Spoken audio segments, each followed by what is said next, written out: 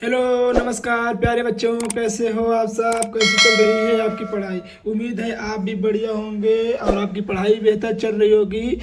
मैं राजा यादव आपका एजुकेटर स्वागत करता हूं अपने यूट्यूब परिवार HWR ऑनलाइन क्लासेस में।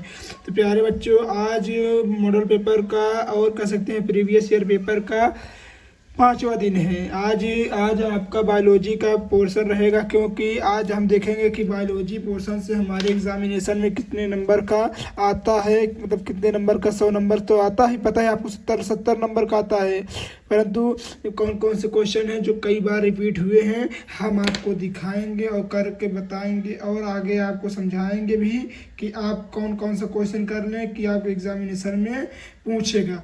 ठीक है, तो समय न व्यतीत करते हुए आइए शुरू करते हैं।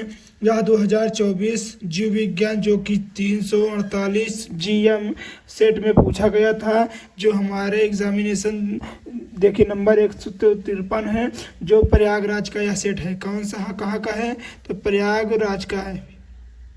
प्रयागराज का यह सेट है बच्चों। ठीक है, तो जहाँ प्रयागराज जिले में 2024 से पूछा गया था।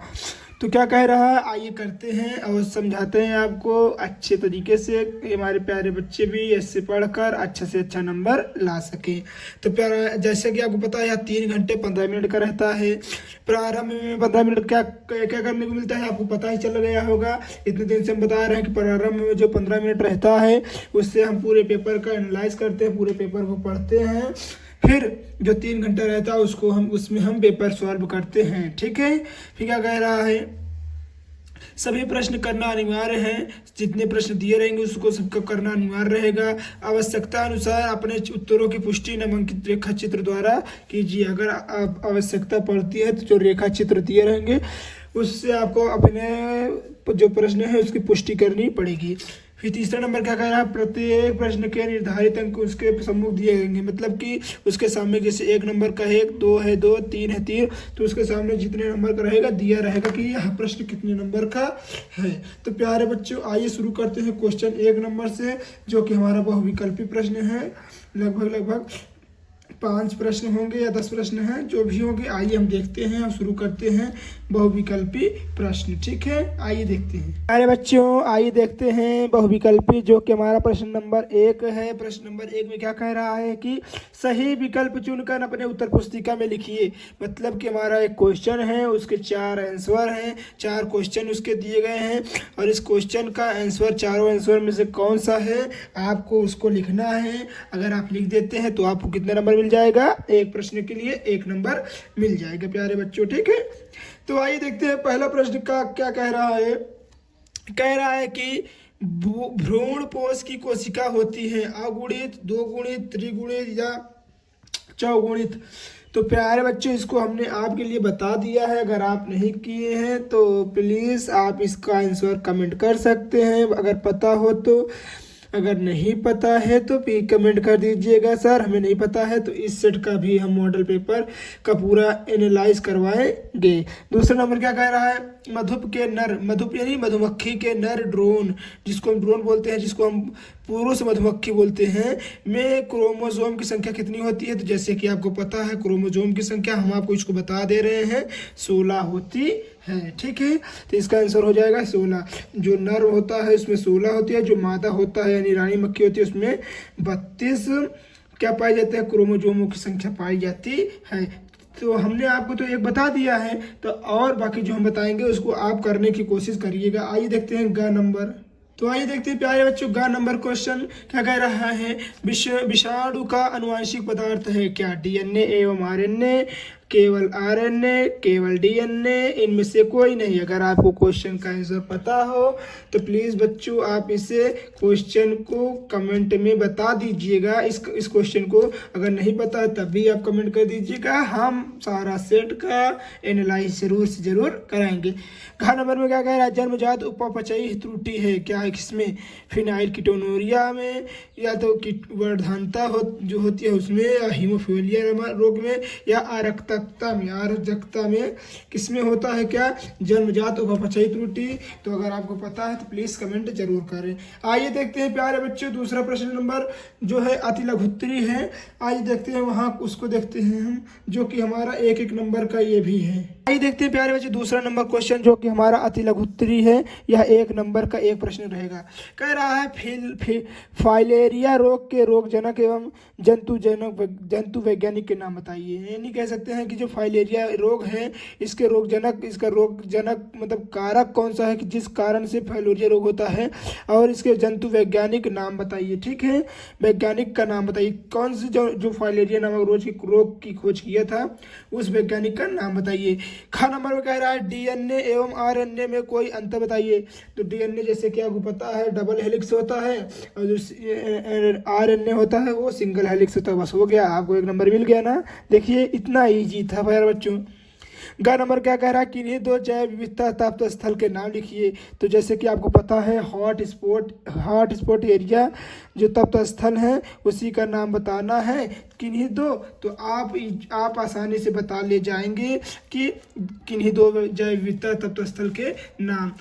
घ नंबर का है कह रहा है कि मानव वृषण में सर्टोली कोशिका का क्या कार्य होता है। तो प्यारे बच्चों इसको हमने करा दिया है, ये पेपर को हमने ये क्वेश्चन को हमने करा दिया है। अगर आप नहीं करे हैं तो प्लीज़ वीडियो आपको कमेंट में मिल जाए, आपको डिस्क्रिप्शन में मिल जाएगी, और अगर आप वीडियो प्ले लिस्ट में भी ढूंढेंगे तब भी मिल जाएगी आपको। ठीक है। अंग नंबर कह रहा है कि डीएनए अणु को कौन सा एंजाइम तोड़ता है।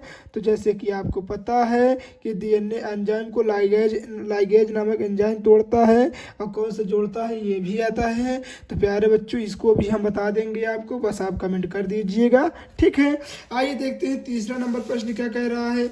लघुत्तरी प्रश्न नंबर 1 यहाँ देखिए लिखा है, जो कि प्रायः 2 नंबर का रहेगा, और 5 प्रश्न रहेंगे। आइए इसको भी हम समझते हैं और करने की कोशिश करते हैं। कह रहा है डीएनए के 4 न्यूक्लियोटाइड इकाइयों के नाम लिखिए।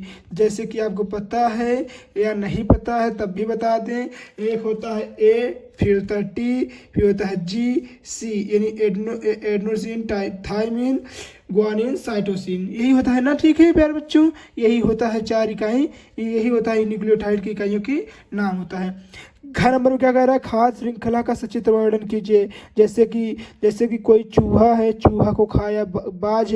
देखिए यहाँ से कोई मान लीजिए कोई एक पेड़ है, पेड़ को खाया टिड्डा ने, टिड्डा खाए पेड़ को, खाया टिड्डा ने, टिड्डा को खाया चिड़िया ने, चिड़िया को खाया बाज ने, बाज।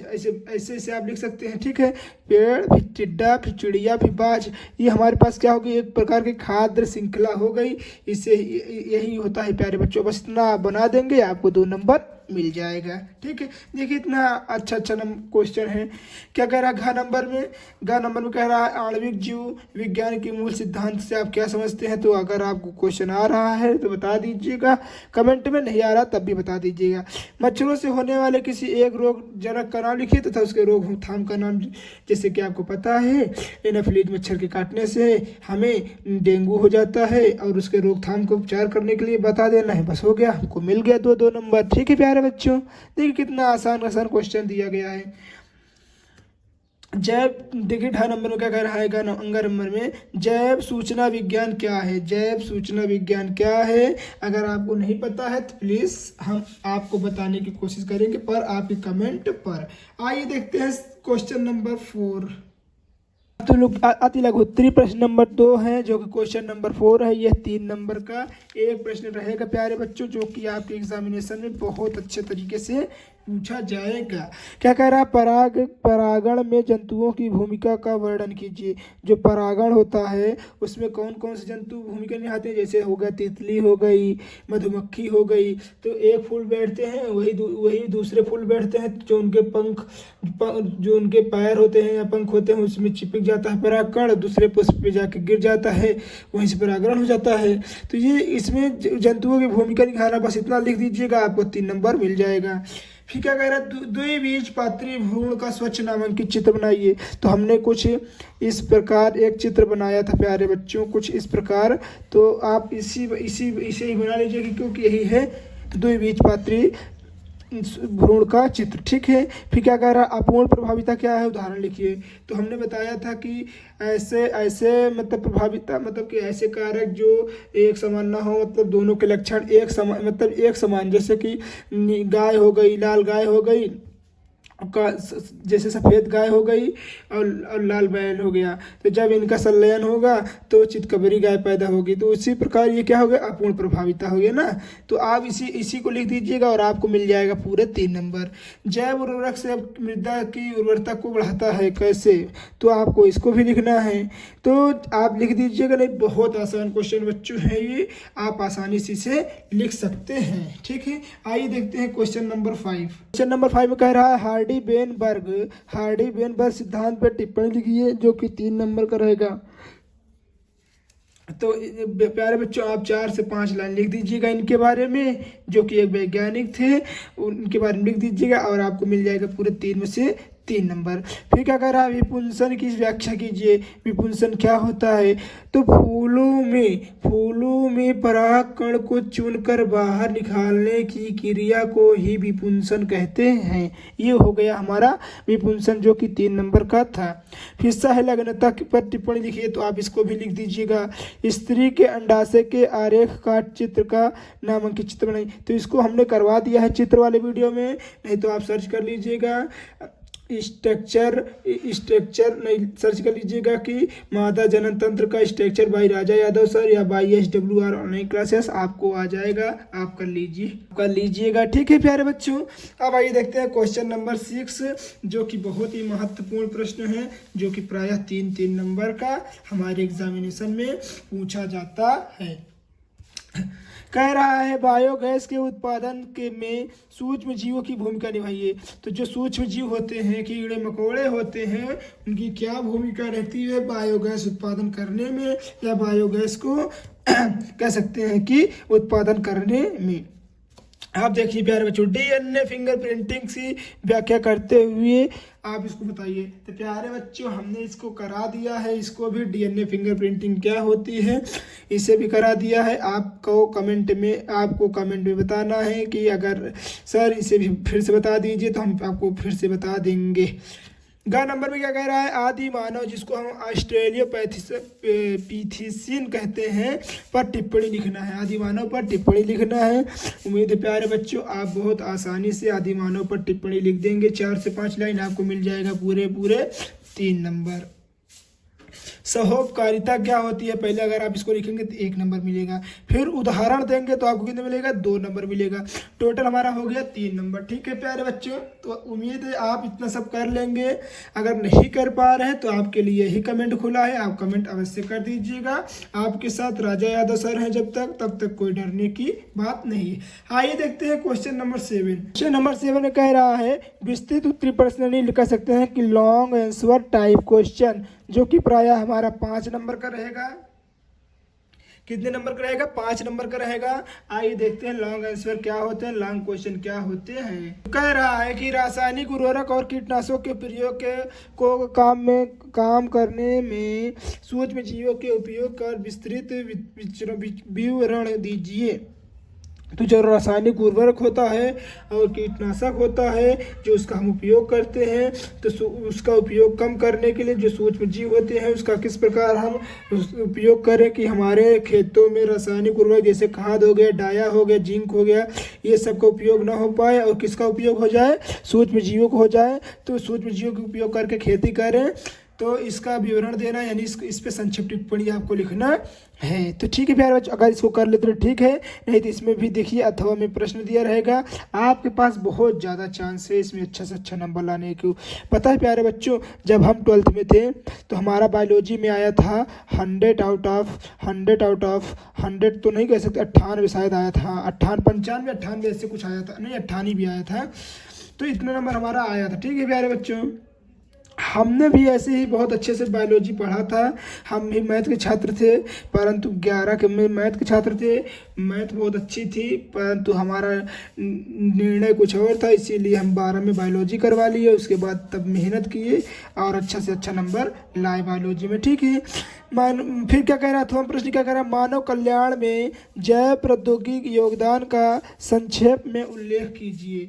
तो जो मानव कल्याण है, जब हम मानव कल्याण जो होता है उसमें जैव प्रौद्योगिकी का क्या योगदान है, प्लीज़ उसको कमेंट में ज़रूर बताएं। अगर नहीं पता है प्यारे बच्चों तो आप कर मैसेज कर दीजिएगा, कमेंट कर दीजिएगा, हम आपको ज़रूर बता देंगे।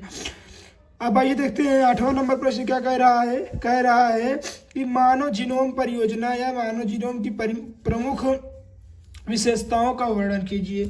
तो मानव जीनोम से आप क्या समझते हैं, मानव जीनोम क्या होता है, इसको सबको हम आपके लिए लेकर आएंगे इस सीरीज में और पूरा कंप्लीट करवा देंगे एक ही वीडियो में। फिर अथवा अगर इसको नहीं आ रहा, मानव जीनोम परियोजना नहीं आ रहा है, तो इसको भी आप लिख सकते हैं क्या, विभिन्न सहायक जनन प्रौद्योगिकी का वर्णन कीजिए। जो विभिन्न प्रकार की सहायक जनन प्रौद्योगिकी होती है उसके बारे में आपको लिखना है। 9वां नंबर प्रश्न देख लीजिए और लास्ट प्रश्न है जो कि बहुत अच्छा प्रश्न है, ये आपको बहुत अच्छा नंबर दिला कर जाएगा, 5 नंबर, ठीक है। मेंडलीय विकार का विस्तार से वर्णन कीजिए।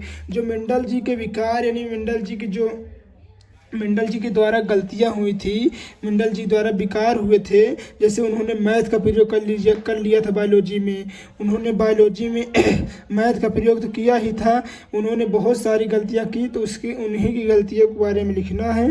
यही हो गया हमारा मेंडलीय विकार जो कि हमको 5 नंबर दिला कर जाएगा। अगर ये नहीं आ रहा है तो ये इसको देखिए, परितंत्र की परिभाषा लिखिए, जो कि हमारा शायद लास्ट चैप्टर में है क्या, तो परितंत्र की परिभाषा दीजिए, इसको में आपको मिल जाएंगे 2 नंबर।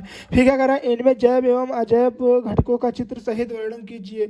जब इनमें जैव और अजैव घटक बनाएंगे आप, तो जैसे कि है, देखिए यहाँ पर हम आपको बता दे रहे हैं। मान लीजिए पहले हमारी पृथ्वी ऐसे थी, ठीक है, फिर कुछ समय बाद धूल मिट्टी उड़ी और इस पर आ गई, फिर ठीक है, फिर इस पर धूल मिट्टी आई, फिर ठीक है, ऐसे बढ़ते हुए फिर इससे पेड़ पौधे आने लगे, कुछ ऐसे पेड़ पौधे आने लगे, फिर ऐसे होते हुए मतलब हमारे जैव का विकास हो गया। तो इसी को हमको लिखना है प्यारे बच्चों, यही होता है हमारा क्या, अजैव घटक का चित्र होता है, ठीक है। मतलब कि पत्थर हुए, फिर बड़े बड़े पहाड़ पर्वत ऐसे होने लगे। तो प्यारे बच्चों आज की वीडियो में बस इतना ही, मिलते हैं किसी और मज़ेदार वीडियो में इस सब का सल्यूशन लेकर। तो प्यारे बच्चों अगर आपको वीडियो अच्छी लगी हो तो प्लीज़ वीडियो को लाइक कर दीजिएगा एंड चैनल को सब्सक्राइब कर दीजिएगा और शेयर करना अपने भाइयों और दोस्तों तक नहीं भूलिएगा। मिलते हैं और किसी मज़ेदार वीडियो में, तब तक के लिए मुझे दीजिए विदा। धन्यवाद। जय हिंद, जय भारत।